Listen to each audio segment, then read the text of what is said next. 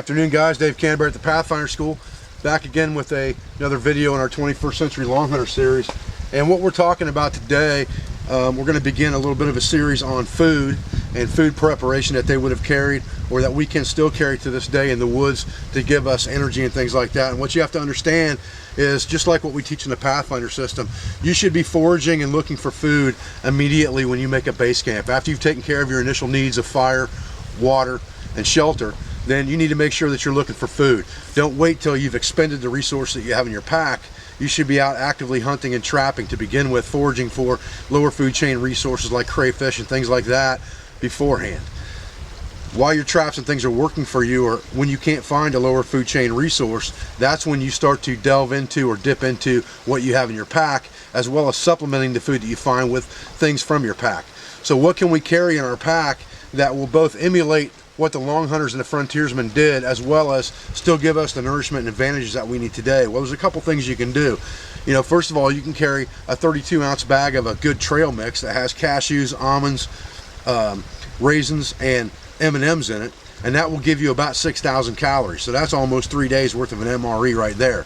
But if you don't choose to carry that and you want to carry things to supplement your diet or supplement your food with food that you catch, then you can do things like what the long hunters and frontiersmen did. You can carry things like corn flour, regular flour, cornstarch, the things that it takes to cook with that you can use for additives or alone for food and sustenance. Parched corn. Steve Critter Davis did a very good video on parched corn on my channel not very long ago.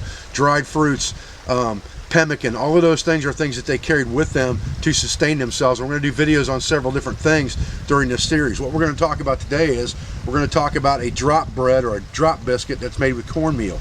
And what we're going to use is we're going to use an Aunt Jemima cornmeal that already has the things in it that you would add to it to make it a soft-rising type bread. And the only thing we're going to add to that is water and muscovado or pure cane sugar to supplement that and give it a sweet flavor like a sweet cornbread. We're going to build an oven with our fire, and we're going to cook a drop bread for you, and we're going to show you how you can let that add to the diet that you have with you for sustainability. And things like breads that have a lot of carbohydrates in them will give you long-term burning calories to keep your body's core temperature in control. So today, that's what we're going to talk about in the Long Hunter series. Stay with me. Jeremy Janey's here at the school as well. We're going to build a little oven and we're going to make some drop cornbread, drop sweet cornbread, so stay with me. Okay, so in this 21st Century Long Hunter series, we're talking about food that you can take on the trail with you, and we've got some self-rising corn flour mix here that we've mixed in with pure cane sugar or muscovado sugar. And I've mixed that up into a dough in this bag real good by adding water to it.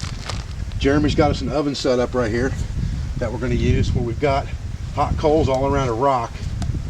And we're going to cook on that rock and basically build an oven around our small loaf of bread. So what we want to do now is we want to get us, and this is just going to be what's like a drop loaf, so we're just going to make a round ball out of this, and we're going to slam it on the rock like that, and it's going to be like a drop biscuit or a drop loaf of bread. And we're going to close that in, we're going to bake it on that rock. All right, Jeremy, close her up, brother.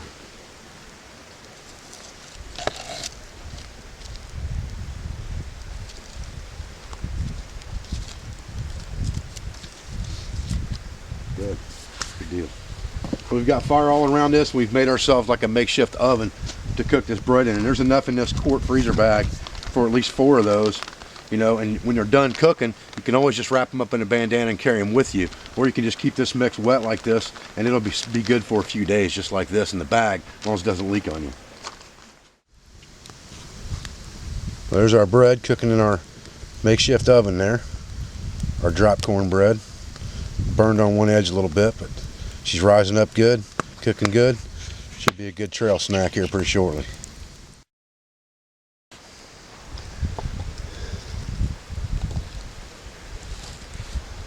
Alright, she's a little burned on the top, but not too bad. It splits in half on you, that's not that big a deal either. It just means she's good and done on the inside. Oh man, look at that. That's good.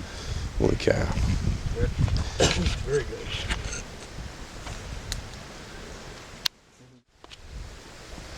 Alright man, let's have a lash. We burned her up a little bit on the outside, but The inside's nice and fluffy and good. Yeah. Oh man. You know, good. Yeah, that's really good.